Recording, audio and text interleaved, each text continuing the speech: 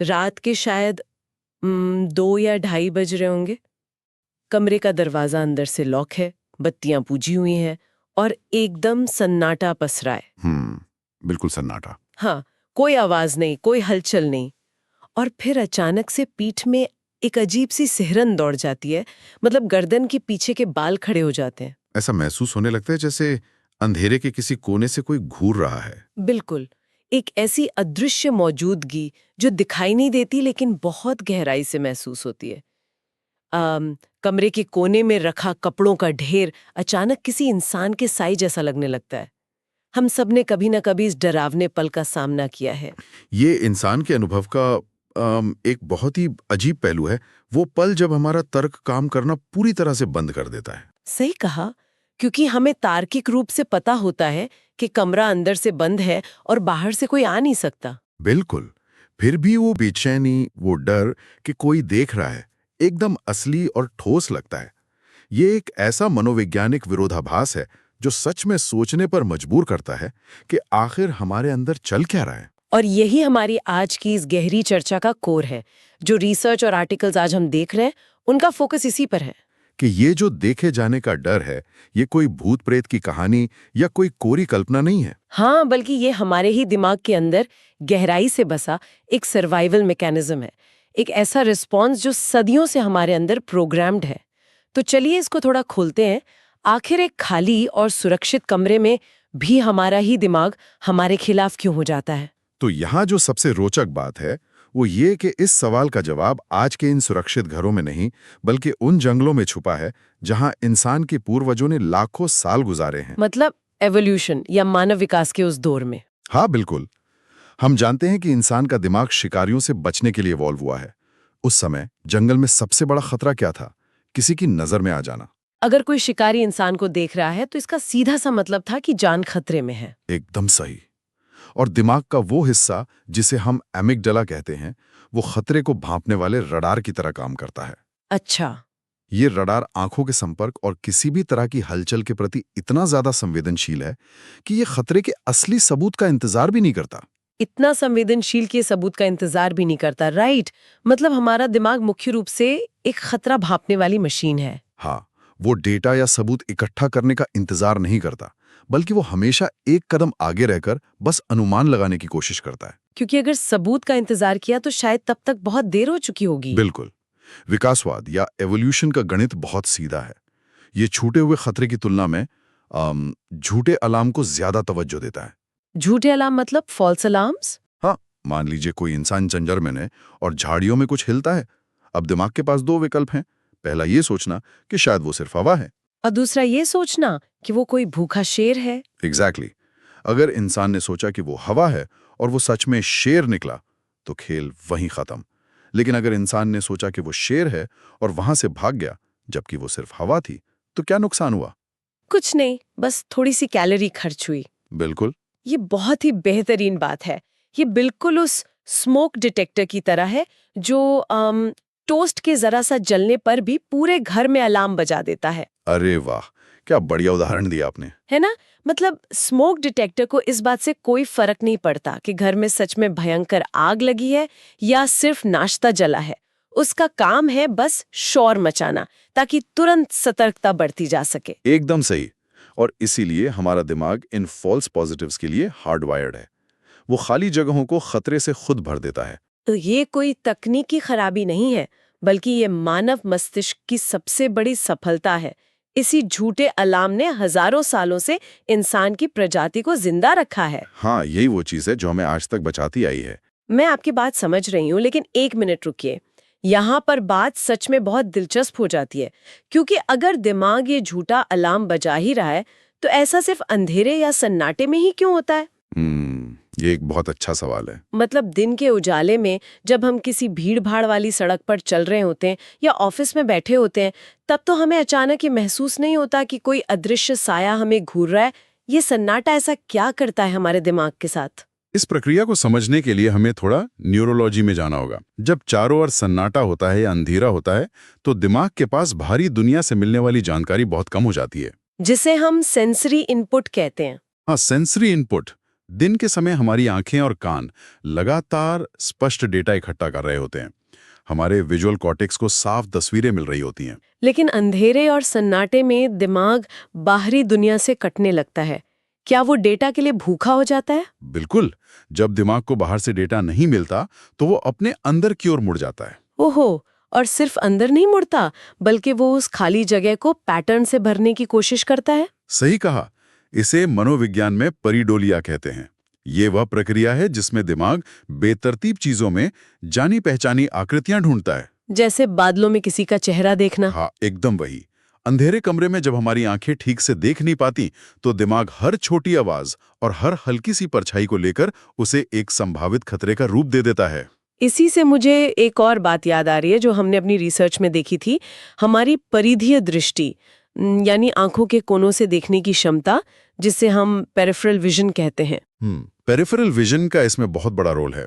जब हम सीधे देखते हैं तो चीजें साफ होती हैं, लेकिन आंखों के कोनों में सब कुछ बहुत अजीब और धुंधला सा होता है। ऐसा इसलिए क्योंकि हमारी आंखों की बनावट ही ऐसी है। आंखों के बीच के हिस्से में कोन्स होते हैं जो रंग और बारीक विवरण देखने के काम आते हैं। अच्छा, और आंखों के किनारों पर यानी परिधीय दृष्टि में रॉड ज्यादा होते हैं, राइट? बिल्कुल, रॉड्स ज्यादा होते हैं और ये रॉड्स अंधेरे में देखने और हलचल को पकड़ने में बहुत माहिर होते हैं, लेकिन वो आकारों को स्पष्ट नहीं देख सकते। तो हमारी परिधीय दृष्टि हलचल तो पकड़ लेती है, लेकिन तस्वीर धुंधली ही रहती है। हाँ, इसलिए अगर अंधेरे में आंखों के कोने से कोई हल्का सा साया या परछाई हिलती हुई महसूस होती है तो हमारी आंखें ये तो बता देती हैं कि वहां कुछ हिला है, लेकिन ये नहीं बता पाती कि वहां क्या है। एग्जैक्टली। और उस अनिश्चितता के एक पल में दिमाग का एमिगडाला तुरंत हाई अलर्ट पर चला जाता है। वो उस धुंधले आकार को किसी खतरे का रूप दे देता है। और जैसे हम मुड़कर सीधे वहां देखते हैं, कौन सा काम करना शुरू करते हैं और हमें पता चलता है कि वो कोई इंसान नहीं बल्कि कुर्सी पर रखा कोट है। बिल्कुल ऐसा ही होता है। लेकिन मुझे यहाँ थोड़ा और पुशबैक देने का मन कर रहा है। मैं समझ रही हूँ कि दिमाग डेटा मांग रहा है और आंखें धुंधली जानकारी दे रही हैं, लेकिन अगर हमारा दिमाग इतना ही स्मार्ट और इवॉल्व्ड है तो वो खाली जगह को किसी अच्छी चीज से क्यों नहीं भरता? मतलब अच्छी चीज से? मेरा मतलब है कि अंधेरे में हमें ये क्यों नहीं लगता कि वहां कोई बहुत ही प्यारा सा पपी बैठा है या हमारा कोई दोस्त खड़ा है। हमारा दिमाग हमेशा एक सस्पेंस थ्रिलर का लेखक क्यों बन जाता है, जो हर पल एक नई डरावनी और खौफनाक कहानी गढ़ने के लिए तैयार बैठा है? अगर हम इसको बड़े पैमाने पर देखें तो इसका जवाब नेगेटिविटी बायस में छुपा है। दिमाग का प्राथमिक उद्देश्य हमें खुश रखना या सच्चाई खोजना नहीं है। उसका इकलौता काम हमें जिंदा रखना है। बिल्कुल।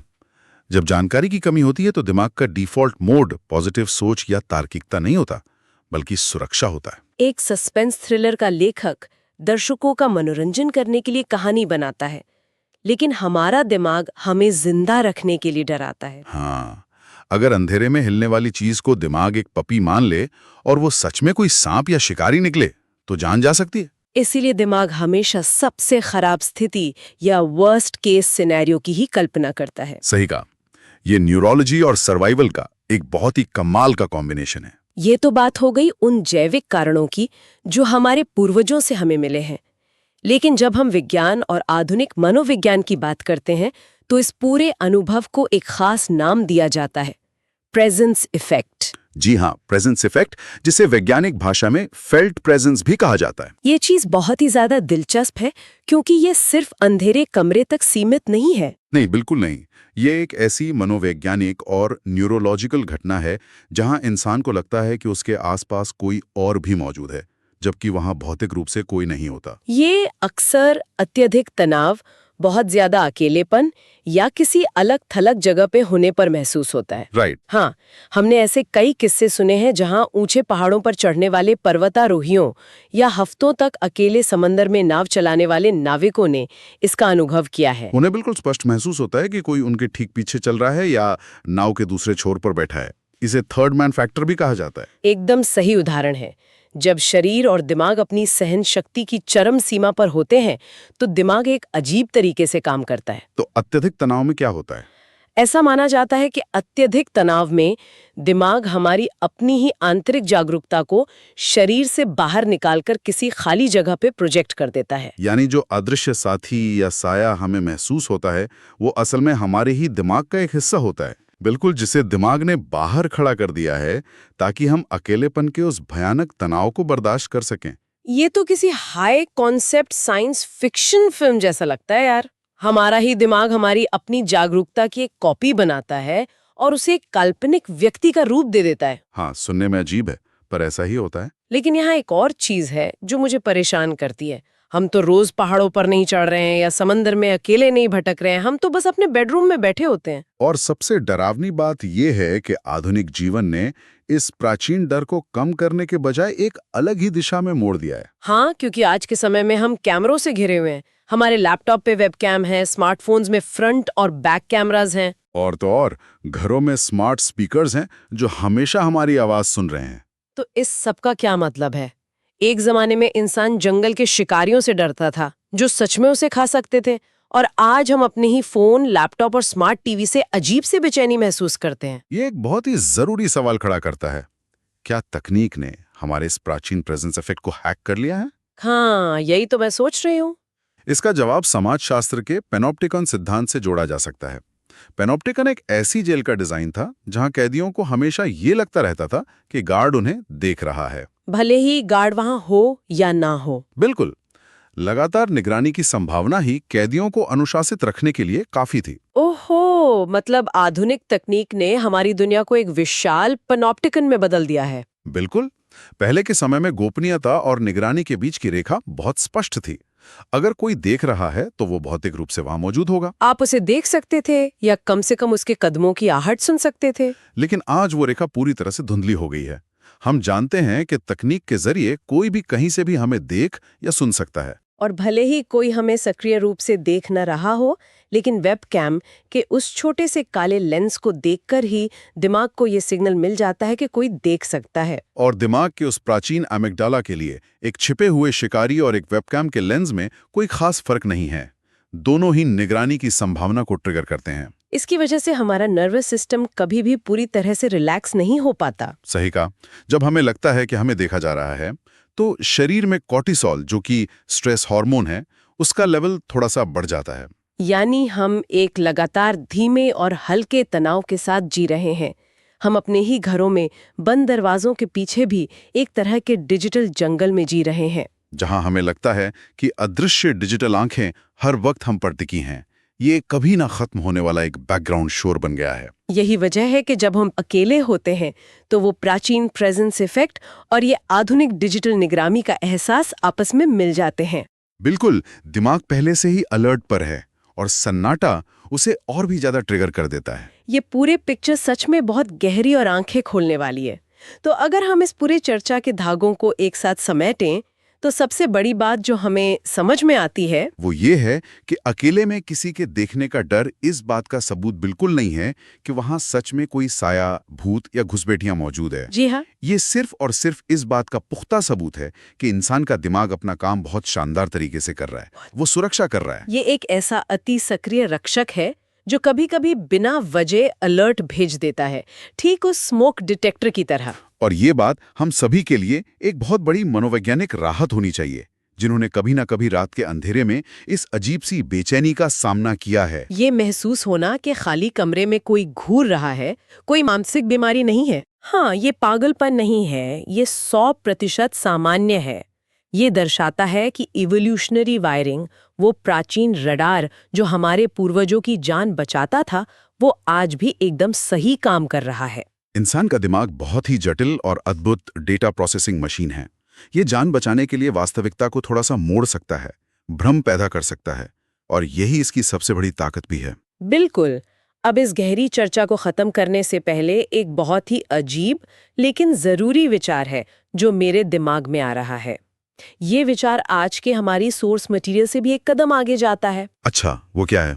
हमने समझा कि हमारा दिमाग अकेलेपन, तनाव और सन्नाटे में हमारी रक्षा के लिए काल्पनिक रक्षक या शिकारी को जन्म दे सकता है। तो जरा भविष्य की कल्पना कीजिए। हम एक ऐसी दुनिया की तरफ बड़ी तेजी से बढ़ रहे हैं जहां इंसान डिजिटल रूप से तो पूरी दुनिया से जुड़ा है, लेकिन असल जिंदगी में भौतिक रूप से वो पहले से कहीं ज्यादा अकेला है। ये तो सच है। तो अगर ये डिजिटल अकेलापन और अलगाव इसी तरह बढ़ता रहा तो क्या इंसान इतना अकेला हो जाएगा कि हमारा दिमाग इस खौफनाक प्रेजेंस इफेक्ट को डर के बजाय एक अदृश्य साथी की तरह स्वीकार करने लगेगा? वाह, ये तो बहुत गहरा ख्याल है। क्या भविष्य में ये अजीब सा एहसास हमारी जरूरत बन जाएगा, महज इसलिए ताकि हमें ये ना लगे कि हम इस पूरे ब्रह्मांड में बिल्कुल अकेले हैं? सोचिए, जब हम उस बंद कमरे में बैठे हों और वो अदृश्य उपस्थिति, वो साया हमें डराने के बजाय सुकून देने लगे। बिल्कुल। क्या हम उस अकेलेपन से बचने के लिए अपने ही दिमाग के बनाए इस भ्रम से दोस्ती कर लेंगे? ये सच में सोचने वाली बात है। आज की इस चर्चा में बस इतना ही। इसे यहीं छोड़ते हैं ताकि आप इस पर खुद सोच सकें।